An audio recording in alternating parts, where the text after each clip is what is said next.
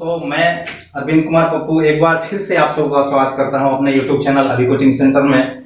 और अपने वादे के अनुसार मैं उपस्थित हूं एक नया टॉपिक लेके, जिसका नाम है transitive and intransitive verb. Transitive and intransitive verb उसके साथ उपस्थित हूं। तो उसको मैं सेंटेंस के माध्यम से एक सेंटेंस, दो सेंटेंस में देख रहा हूं, यहाँ पे दे रहा हूं।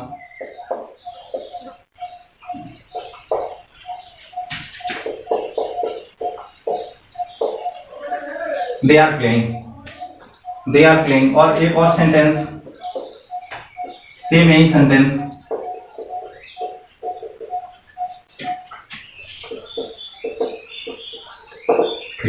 यहाँ दो सेंटेंस हैं। यहाँ देखें कि दे आर प्लेइंग, वे लोग खेल रहे हैं। सेंटेंस की हम लोग बात करें तो उसके लिए रिक्वायरमेंट हम लोग को होती है एक सब्जेक्ट और वर्ब। एटलीस्ट सबसे कम, मतलब सबसे कम किसी सेंटेंस को बनाने के लिए आपको एक सब्जेक्ट चाहिए होगा और उसके बाद कोई ना कोई एक्शन दिखाना होगा कि वो सब्जेक्ट कौन सा काम करता है, उसका एक्शन क्या है।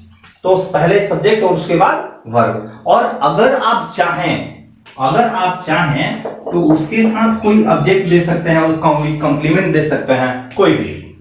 लेकिन एटलीस्ट कम से कम इन दो चीजों की आवश्यकता आपको किस सेंटेंस बनाने की होगी। जैसा कि आप देख रहे हैं कि दे आर प्लेइंग यहाँ पे है, और फिर है कि दे आर प्लेइंग क्रिकेट। हालांकि यहाँ पे देखिए, यहाँ पे क्या है, सब्जेक्ट है, एक सहायक क्रिया और मेन वर्ब है। मतलब आप सब्जेक्ट कर सकते हैं और वर्ब कर सकते हैं, यही है।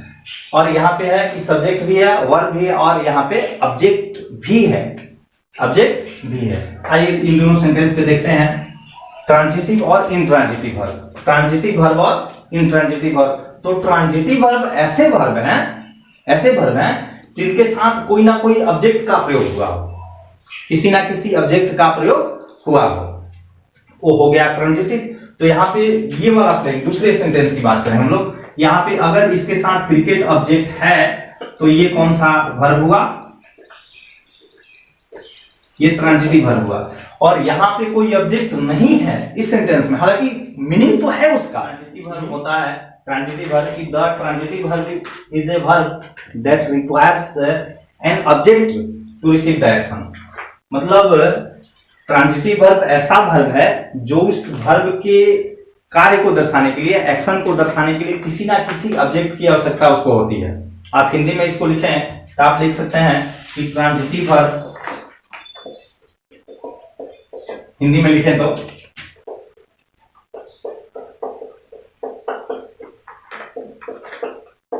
है जिसे उस वर्ब के कार्य, या फिर आप एक्शन लिख सकते हैं, एक्शन को दर्शाने के लिए किसी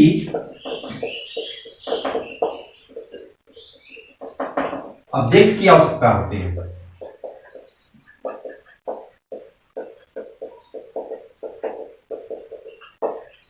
की आवश्यकता होती है। मतलब ये हुआ कि ट्रांजिटिव वर्ब, कुछ ऐसे वर्ब होते हैं ट्रांजिटिव वर्ब जो प्योर ट्रांजिटिव वर्ब होते हैं। प्योर ट्रांजिटिव वर्ब मतलब ये हुआ कि वो सिर्फ सब्जेक्ट के साथ अकेले नहीं आ सकते, उनके साथ किसी ना किसी ऑब्जेक्ट का होना आवश्यक है। तो ट्रांजिटिव वर्ब ऐसे वर्ब हैं जिसे उस वर्ब के कार्य या एक्शन को दर्शाने के लिए उन्हें किसी ना किसी ऑब्जेक्ट की आवश्यकता होती है, एटलीस्ट एक ऑब्जेक्ट की। और दो ऑब्जेक्ट का भी प्रयोग किया जा सकता है, उसके बारे में हम लोग बात करेंगे। वो दो ऑब्जेक्ट होंगे, डायरेक्ट होंगे, इनडायरेक्ट होंगे, लेकिन यहाँ कम से कम एक ऑब्जेक्ट की आवश्यकता होगी।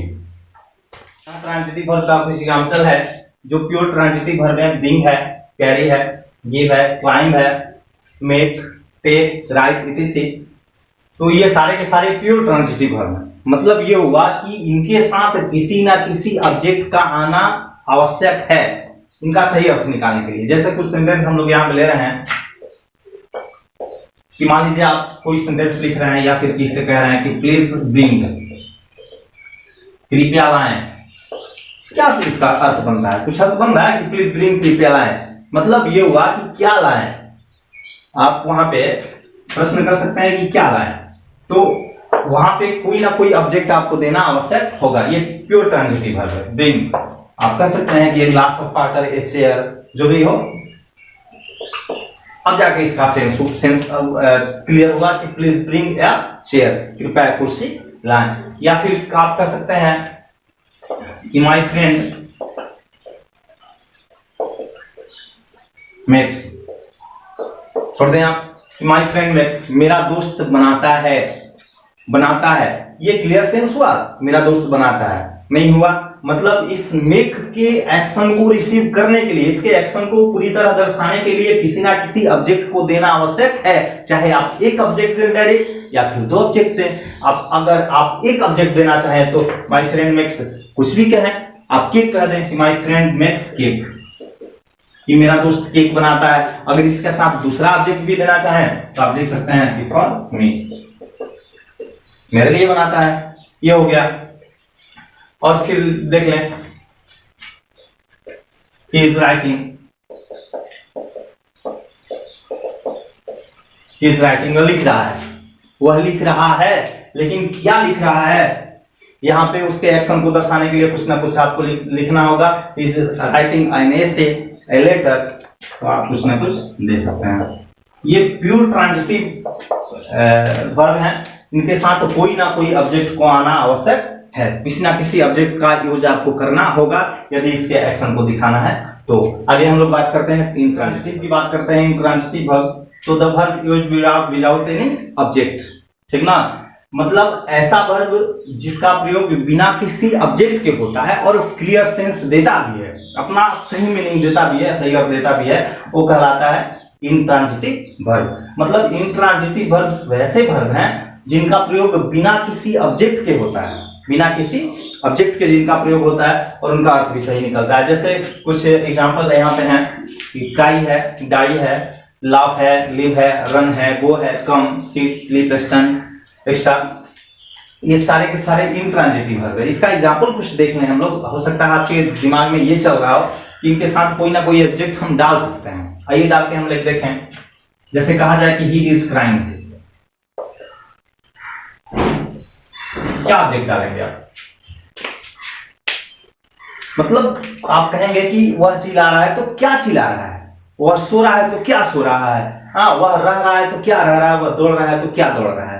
खाना को तो कह सकते हैं कि वह खा सकता है, खा रहा है तो क्या खा रहा है, भाई तो आम खा रहा है। वह लिख रहा है तो क्या लिख रहा है, तो पत्र लिख रहा है। नहीं, वह बना रहा है तो क्या बना रहा है। लेकिन आप कहें कि वह खड़ा हो रहा है तो क्या खड़ा हो रहा है, वह सो रहा है तो क्या सो रहा है। हाँ, कैसे सो रहा है आप कह सकते हैं कि इज क्राइंग, वह चिल्ला रहा है, कैसे, तो भाई टू लाउडली, टू लाउडली, बहुत तेजी से। लेकिन ये ऑब्जेक्ट हुआ, ये टू लाउडली जो है ये ऑब्जेक्ट हुआ क्या?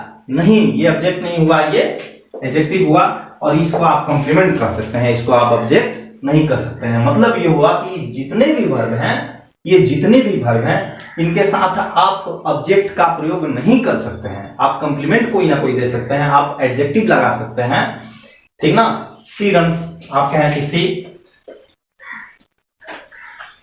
रन्स, वह दौड़ती है, क्या दौड़ती है। हाँ, आप ये कह सकते हैं कैसे दौड़ती है कि she runs very fast, very fast adjective, adverb, runs very fast, वह बहुत ही तेज दौड़ती है। हाँ, और एक और बात, कुछ ऐसे भी वर्ब हैं जो आप मतलब ट्रांजिटिव के रूप में भी उनका प्रयोग होता है और इंट्रांजिटिव में। मतलब आप उसको ऑब्जेक्ट दे तो वो एक्सेप्ट करेगा, और ऑब्जेक्ट नहीं दे तब भी वो सही अर्थ देगा। उनके बारे में थोड़ा देखते हैं। देखते हैं कुछ ऐसे भी वर्ब हैं जो जिनका प्रयोग ट्रांजिटिव के रूप में और इंट्रांजिटिव के रूप में दोनों तरफ से होता है। मतलब ये हुआ कि उनको अगर आप कोई ऑब्जेक्ट देते हैं तभी उनका सही अर्थ होगा, और ऑब्जेक्ट नहीं देंगे तभी उनका अर्थ सही आएगा। जैसे देखते हैं कि द बेल रैंग, घंटा बजा, ये घंटी बजी, घंटी बजी एट 5 o'clock, घंटी 5 बजे बजी। ये हुआ सेंटेंस आपका।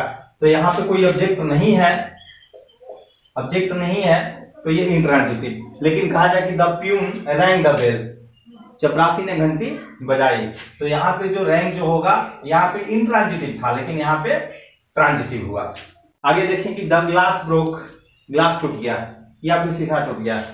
यहाँ पे है कि the child broke the glass, the child broke the glass, the child broke the glass. तो यहाँ पे द ग्लास जो है ऑब्जेक्ट है यहाँ पे, तो यहाँ पे जो ये ब्रोक जो है, यहाँ ब्रोक जो है ये इंट्रांजिटिव है, लेकिन यहाँ पे ब्रोक जो है वो ट्रांजिटिव वर्ब है, क्योंकि यहाँ पे ऑब्जेक्ट का प्रयोग हुआ है तो ट्रांजिटिव है, ऑब्जेक्ट का प्रयोग यहाँ पे नहीं हुआ है तो द ग्लास यहाँ पे सब्जेक्ट का काम कर रहा है, द ग्लास। आगे देखें कि Ram rights very slowly, Ram लिखता है वेरी स्लोली, बहुत धीरे, ये इंट्रांजिटिव क्योंकि यहाँ पे कोई ऑब्जेक्ट नहीं है, और यहाँ पे राइट्स अ लेटर ऑब्जेक्ट यहाँ पे आ गया, तो ये राइट्स देखा गया क्या हो गया, ट्रांजिटिव। तो आपने देखा कि एक ही वर्ब है जो अगर ऑब्जेक्ट उसको दिया जाए तो ट्रांजिटिव के रूप में हो गया, और ऑब्जेक्ट अगर नहीं दिया गया तो उसको इंट्रांजिटिव के रूप में। अब हमने अभी बात किया कि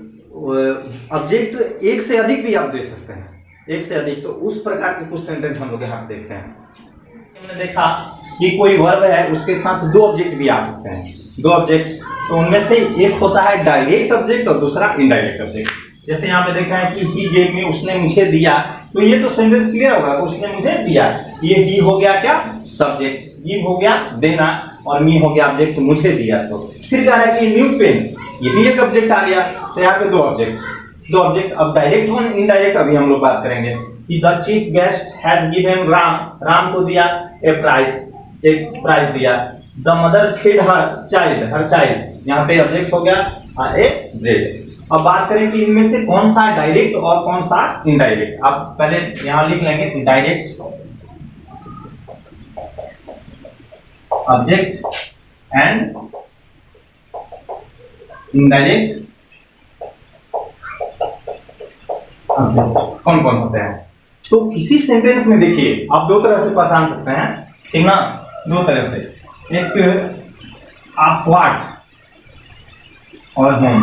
व्हाट का मतलब क्या, होम का मतलब किसे, या आप कह सकते हैं किसको। पहला पहचान मैं आपको बता दूं कि किसी सेंटेंस में अगर दो ऑब्जेक्ट हैं तो अगर क्या का जो आंसर दे रहा है, क्या का, तो वो होगा डायरेक्ट, और किसको होगा तो वो होगा इन डायरेक्ट। पहले सेंटेंस की बात करें, पहले सेंटेंस में देखें कि he gave me a new pen, तो क्या दिया, आप कहें कि क्या दिया, तो क्या दिया, पेन, तो ये हो जाएगा डायरेक्ट, ये डायरेक्ट हो जाएगा। और किसको दिया, तो मुझे दिया मी, तो ये हो जाएगा इन डायरेक्ट, ठीक ना। यहां देखिए कि the chief guest has given Ram, किसको दिया, तो राम को दिया, तो राम हो गया इनडायरेक्ट, क्या दिया, तो प्राइज दिया, तो प्राइज हो गया डायरेक्ट, तो ये डायरेक्ट हो गया, ये इनडायरेक्ट हो गया। यहां भी देखें कि the mother fed her child, किसको खिलाया भाई, तो बच्चे को खिलाया, तो ये हो गया इनडायरेक्ट, क्योंकि हमने देखा कि होम जो किसको हो रहा है, किसको का जो भी जवाब है उस सेंटेंस में वो हो रहा है इनडायरेक्ट। अब व्हाट का जवाब, क्या का जवाब जो हो रहा है डायरेक्ट, तो क्या खिलाया बच्चों को, तो ये हो गया ब्रेड, जो हो गया ब्रेड खिलाया ना, तो क्या का जवाब। दूसरा पहलू कि ऐसा ऑब्जेक्ट मतलब वर्ब के बाद प्रयोग किया ऐसा शब्द, ऐसा ऑब्जेक्ट जिससे किसी पर्सन का बोध हो, किसी व्यक्ति का बोध हो। आप यहां पे देखें पर्सन, तो पर्सन का अगर बोध होगा तो वो होगा इनडायरेक्ट, वो होगा इनडायरेक्ट। अगर किसी थिंग का बोध हो, वस्तु का बोध हो, वस्तु का, ठीक ना, तो वो होगा डायरेक्ट। यहां हमने जो भी इस नियम से इनडायरेक्ट डायरेक्ट किया है वहां पे देखें कि पर्सन वाला इनडायरेक्ट है कि नहीं, मी है, मुझे, पर्सन है, इनडायरेक्ट हुआ। यहाँ राम है, इनडायरेक्ट हुआ। हर चाइल्ड है, इनडायरेक्ट हुआ। और थिंग, तो देखिए पेन एक थिंग है, ये डायरेक्ट हुआ। प्राइस एक थिंग है, तो ये भी डायरेक्ट हुआ, डी डायरेक्ट। और एक ब्रेड एक रोटी, तो ये भी हुआ डायरेक्ट। तो आप ऐसे समझ सकते हैं कि किसी सेंटेंस में यदि दो ऑब्जेक्ट हैं तो उनमें से क्या का आंसर जो होगा वो डायरेक्ट ऑब्जेक्ट होगा, और किसे का आंसर जो होगा इनडायरेक्ट होगा, या फिर ऐसा ऑब्जेक्ट जिसे किसी पर्सन का, किसी व्यक्ति का बोध हो तो इनडायरेक्ट ऑब्जेक्ट होगा, और किसी वस्तु का बोध हो तो डायरेक्ट ऑब्जेक्ट होगा। इसे आप समझ सकते हैं ऐसे। तो धन्यवाद, अगले वीडियो में एक बार फिर हम लोग मिलेंगे, तब तक के लिए।